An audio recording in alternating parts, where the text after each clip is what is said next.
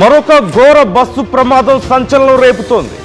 ఆదిలాబాద్ జిల్లాలో ఈ బస్సు ప్రమాదం చోటు చేసుకుంది. లారీని వెనక నుంచి ఢీకొట్టింది ఒక ప్రైవేట్ ట్రావెల్స్ బస్సు. అయితే ఈ ప్రమాదంలో స్పాట్లోనే 2 ప్రాణాలు కోల్పోయినట్లుగా తెలుస్తోంది. మరొక 3కి తీవ్ర గాయాలయ్యాయి. ప్రమాద సమయంలో బస్సులో మొత్తం 60 మంది ప్రయాణికులు ఉన్నారు.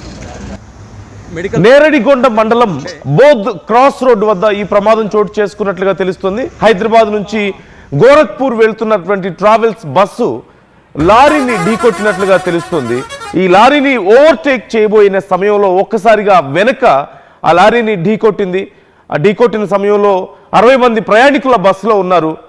ఆ సమయంలో అక్కడికక్కడే 2 ప్రాణాలు కోల్పోతే మరొక 3కి తీవ్ర గాయాలైనట్లుగా తెలుస్తుంది. మరికొంతమందికి స్వల్ప గాయాలయ్యాయి.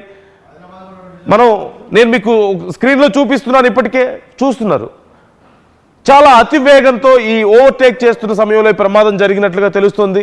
వరుసగా జరుగుతున్నటువంటి ఈ ప్రైవేట్ ట్రావెల్స్ బస్సు ప్రమాదాలు ఇప్పుడు అలర్ట్ ఇస్తున్నాయి మనందరికీ. ఎందుకు ఈ వరుసగా ప్రమాదాలు జరుగుతున్నాయి, అందులోనూ ప్రైవేట్ ట్రావెల్స్లోనే ఎందుకు జరుగుతున్నాయి? ఇప్పటికే ఎన్హెచ్ఆర్సీ సైతం దీనికి సంబంధించి స్పందించినట్లుగా తెలుస్తోంది. స్లీపర్ బస్సుల విషయంలో జాగ్రత్తలు తీసుకోండి అంటూ అధికారులకు హెచ్చరికలు జారీ చేసింది. మనందరం చూసాం, మొదట్లో ఈ బస్సు ప్రమాదాలు జరిగిన సమయంలో చేళ్ల ఘటన కానీ ఈ ఘటనలు కొన్ని చూసాం. కావేరీ ట్రావెల్స్ బస్సుకు సంబంధించి కానీ ఈ బస్సు ప్రమాదాలు జరిగిన సమయంలో అధికారులు చాలా హడావుడి చేశారు. ట్రావెల్స్ యజమానులు కూడా కొంత హడావుడి చేశారు. ట్రావెల్స్లోకి వెళ్ళిన తర్వాత ఏం జాగ్రత్తలు తీసుకోవాలో చెప్పారు అక్కడ ఉన్నటువంటి మేనేజ్మెంట్. అలాగే అధికారులు కూడా ఎక్కడికక్కడ చెక్కింగ్స్ చేశారు, బాగానే ఉంది. ఆ తర్వాత అవే చెక్కింగ్స్ ఉన్నాయా? ఇది కేవలం అధికారుల తప్పుగానే మనం చూడలేము. At the same time roads విషయంలో కూడా చాలా ప్రాంతాల్లో రోడ్లు సరిగా లేకపోవడమో, లేకపోతే ప్రైవేట్ ట్రావెల్స్ నడుపుతున్నటువంటి డ్రైవర్స్ నిర్లక్ష్యంగా వ్యవహరించడం, అతి వేగంగా వెళ్ళి మార్నింగ్ స్టార్ ట్రావెల్స్ బస్సు మనం చూసాం గుంటూరు దగ్గర అతి వేగంగా వెళ్ళి రోడ్డు పక్కన ఉన్నటువంటి ఆ పైప్ లైన్ ఢీకొట్టినటువంటి పరిస్థితి మనం చూసాం. 1-2 ఎన్నో ఘటనలు ఇలాంటివి జరుగుతూనే ఉన్నాయి. హ్యూమన్ రైట్స్ అధికారులు సైతం దీనికి సంబంధించి స్పందించారు. ఇప్పటికే వెంటనే ఈ విషయంలో ఎందుకు చర్యలు తీసుకోవడం లేదంటూ ప్రభుత్వాలను ప్రశ్నిస్తున్నటువంటి పరిస్థితి. అసలు స్లీపర్ బస్సుల్ని చాలా దేశాల్లో బ్యాన్ చేశారు, చైనాలో కానీ ఇతర కొన్ని దేశాల్లో. మన దగ్గర స్లీపర్ బస్సులు ఉన్నాయి, కానీ మోడిఫైడ్ స్లీపర్ బస్సెస్ల వల్ల ఎన్నో ప్రమాదాలు జరుగుతున్నాయి.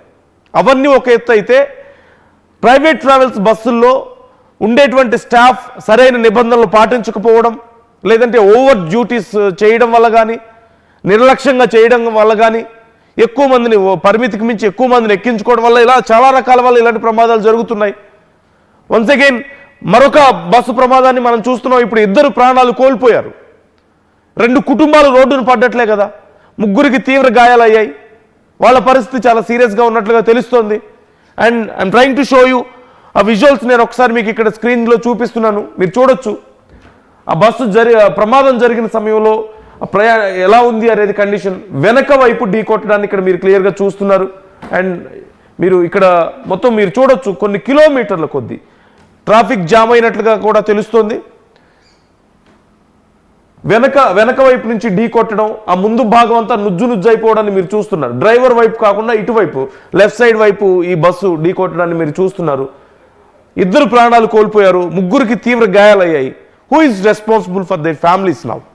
ఎవరు ఇప్పుడు సమాధానం చెప్తారు? ఎందుకని మళ్ళీ ఇలాంటి ప్రమాదాలు జరుగుతూనే ఉన్నాయి?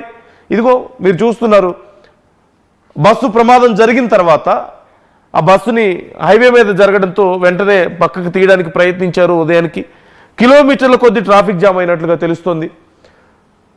హైవే మీద జరగడం, రోడ్డుకు అడ్డంగా ఉండిపోయిన నేపథ్యంలో ఆ బస్సు లారీ కొన్ని కిలోమీటర్ల కొద్దీ ఈ ట్రాఫిక్ సమస్య. గంటల పాటు అక్కడే వెయిట్ చేయడం జరిగింది. వాళ్ళందరూ కూడా ఏం జరిగిందో తెలియదు వెనుకున్న వాళ్ళకి. ముందు అధికారులు కొంత చర్యలు తీసుకోవడానికి సమయం పట్టినట్లుగా తెలుస్తుంది.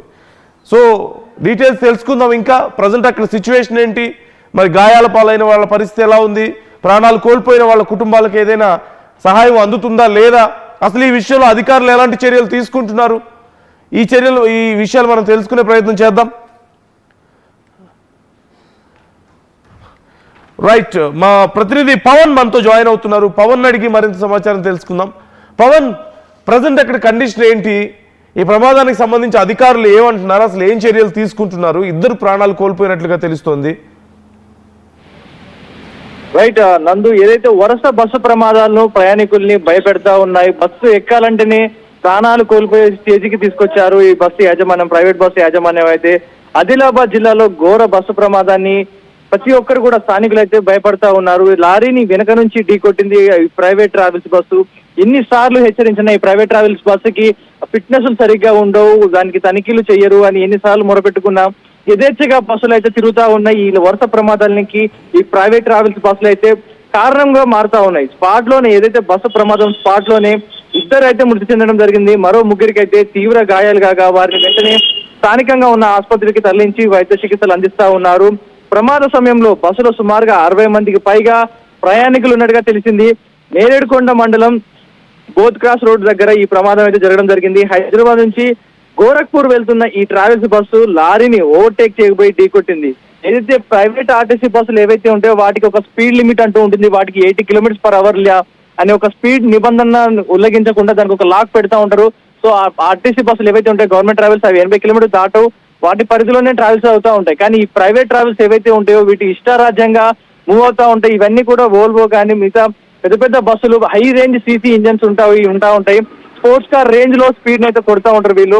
రాత్రికి ఇక్కడ సుమారుగా హైదరాబాద్ లో 10 గంటలకు బయలుదేరిన బస్సులు సుమారు ఉదయాన్నే 6 గంటలు 5:30 సమయానికి మీ డెస్టినేషన్ చేరుస్తామంటూ ఒక ఫేక్ అనౌన్స్మెంట్ ఇస్తా ఉంటారు. కానీ ఈ ఫేక్ అనౌన్స్మెంట్ ని ఏదైతే వారు చెప్పిన మాటలు నెరవేర్చుకోవడం కోసం సుమారు గంటకి 120 నుంచి 125 కిలోమీటర్ల వేగాన్ని అయితే ఆ బస్సుని అందుకుంటూ ఇష్టం వచ్చినట్టుగా సింగిల్ వే రోడ్లలో కూడా ఓవర్టేక్ చేసుకుంటా. ఇప్పుడు ఇద్దరు ప్రాణాలు కోల్పోయారు, మరొక ముగ్గురు పరిస్థితి చాలా సీరియస్ గా ఉందంటూ తెలుస్తుంది. సో వాళ్ళ కండిషన్ ఏంటి అనేది ఏమైనా తెలుస్తుందా మనకి?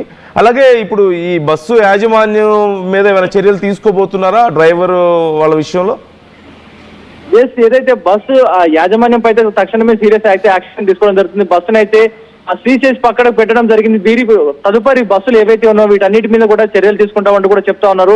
ఎవరైతే హాస్పిటల్లో చికిత్స పొందుతా ఉన్నారో వారి పరిస్థితి కొంచెం ప్రస్తుతానికి నార్మల్ గా ఉన్నట్టుగా తెలుస్తా ఉంది. ఆ ముగ్గురు అయితే చికిత్స పొందుతా ఉన్నారు, కొంచెం గాయాలైనట్టుగా కనపడుతుంది. కానీ ఇద్దరు మాత్రం స్పాట్ లోనే ఉన్న ఫలంగానే చనిపోవడం జరిగింది. మిగతా వారికి తలకు గాయాలు, చేతులకు మొఖాలకు దెబ్బలు తగలడం జరిగింది.